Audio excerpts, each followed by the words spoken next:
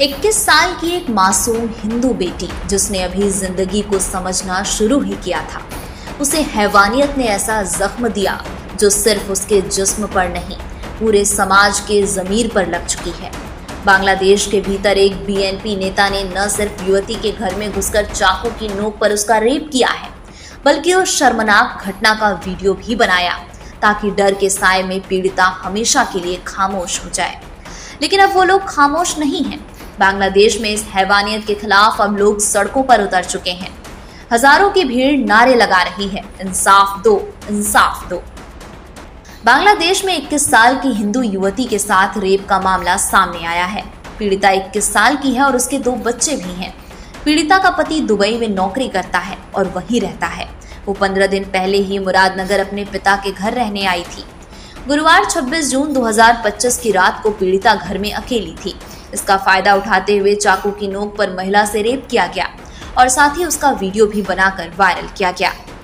ये सिर्फ एक लड़की पर हमला नहीं है, ये इंसानियत की आत्मा को रौंदने की कोशिश है।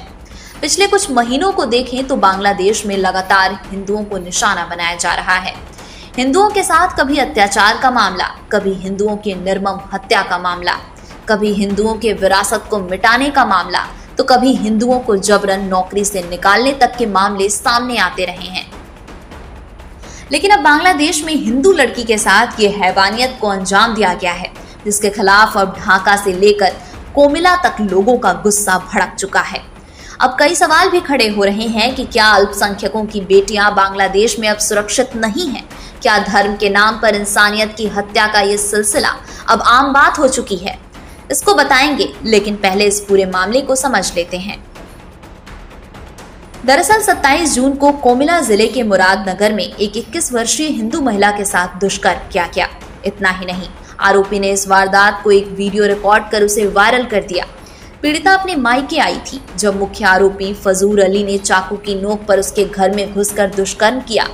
आरोपी ने इस घटना का वीडियो रिकॉर्ड किया और उसे सोशल मीडिया पर वायरल कर दिया। इस घटना के बाद पीड़िता ने 27 जून को ही मुरादनगर पुलिस स्टेशन में शिकायत दर्ज कराई थी। बांग्लादेश में ये कोई पहला मामला नहीं है जब हैवानियत के इस घटना को अंजाम दिया गया है।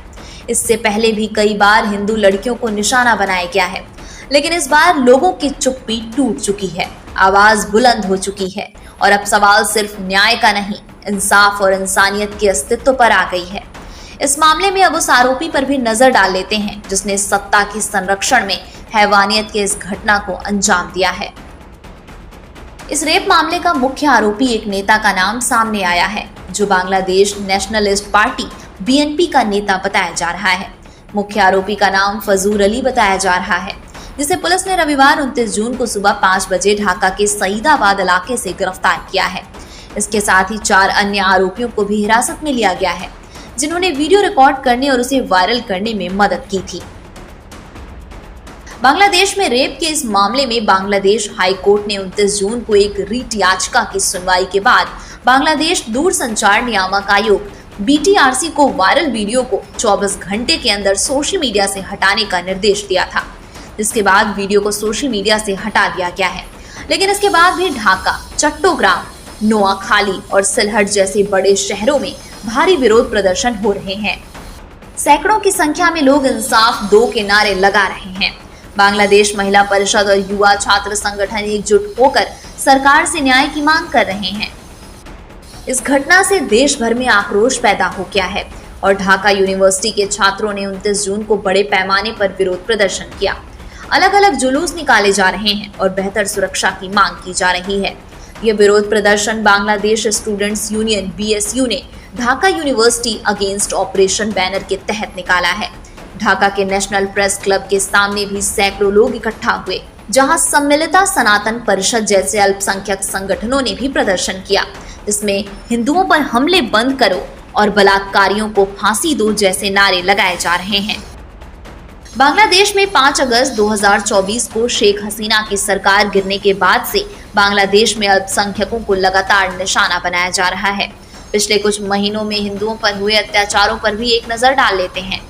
शेख हसीना की सरकार गिरने के बाद बांग्लादेश में हिंदुओं के खिलाफ कई हमले हुए। इन हमलों में मंदिरों, घरों और अल्पसंख्यकों की दुकानों को नुकसान पहुंचाया गया। देश के कई हिस्सों में चोरी और हत्या की घटनाएं भी सामने आई। रिपोर्ट के अनुसार 5 अगस्त से 20 अगस्त 2024 तक 49 जिलों में 1068 हमले हुए। सबसे ज्यादा हमले खुलना में हुए, जहां 295 घरों और दुकानों को नुकसान पहुंचाया गया। वहीं रंगपुर में 219, मयमनसिंह में 183, राजशाही में 155, ढाका में 79, बरिशाल में 68, चट्टग्राम में 45 और सिलहट में 25 मामले सामने आए। वहीं अगस्त 2024 से 8 दिसंबर 2024 तक बांग्लादेश में हिंदुओं और अन्य अल्पसंख्यकों के खिलाफ हिंसा की 2200 घटनाएं दर्ज की गईं। हिंदुओं पर हिंसा के ये आंकड़े 2025 में भी लगातार बढ़ते गए।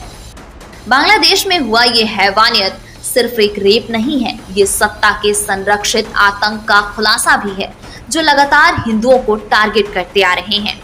फिलहाल बांग्लादेश के इस हैवानियत वाली घटना का सोशल मीडिया पर भी खुलकर विरोध किया जा रहा है। हजारों यूजर्स न्याय की मांग को लेकर हैशटैग कैंपेन चला रहे हैं। बांग्लादेश की सरकार से फास्ट ट्रैक कोर्ट में जल्द से जल्द सुनवाई की मांग कर रहे हैं। अब देखना ये होगा कि पीड़िता को न्याय कब तक मिलता है।